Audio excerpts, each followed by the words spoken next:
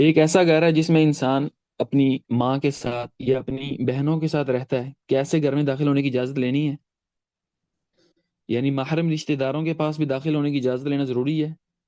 امام ابن عطیہ رحمہ اللہ فرماتے ہیں وَكَذَلِكَ كُلُّ ذَاتِ مَحْرَمٍ مِّنْهُ لِأَنَّهُ لَا يَنبَغِي أَن يُرَاهُنَّ عَارِيَاتٍ، اسی طرح ہر ذی محرم کا معاملہ ہے کہ ہر محرم رشتہ دار کے پاس داخل ہونے کی اجازت لینا ضروری ہے، کیونکہ یہ بات مناسب نہیں کہ انسان ان کو بے پردگی کی کیفیت میں دیکھ لے، ان کو مکروہ حالت میں دیکھ لے، ایسی ایسی حالت میں دیکھے جو انسان کے لیے پھر شرمندگی کا باعث بنے اور ناپسندیدگی کا جس سے اظہار ہو۔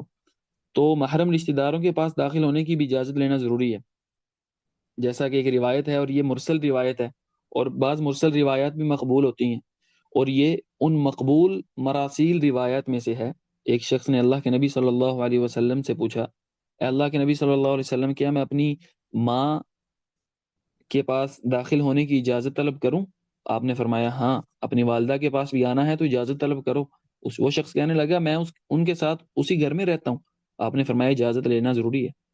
وہ شخص کہنے لگا اللہ کے نبی، میں ان کی خدمت کرتا ہوں، ان کا خادم بھی میں ہوں، بار بار آنا جانا ہوتا ہے، ان کی خدمت میں نہیں کرنی ہوتی ہے۔ تو آپ نے فرمایا ان سے اجازت لو۔ پھر آپ نے ایک سوال کیا، فرمایا کیا تم یہ بات پسند کرتے ہو کہ انہیں بے پردگی کی کیفیت میں دیکھو؟ انہیں بے پردگی کی کیفیت میں دیکھنا تمہیں پسند ہے؟ وہ شخص کہنے لگا کہ نہیں۔ تو آپ نے فرمایا پھر ان کے پاس بھی داخل ہونے کی اجازت لینا تم پر واجب ہے۔ تو والدہ کے پاس بھی آنے کی اجازت لینا انسان پر ضروری ہے۔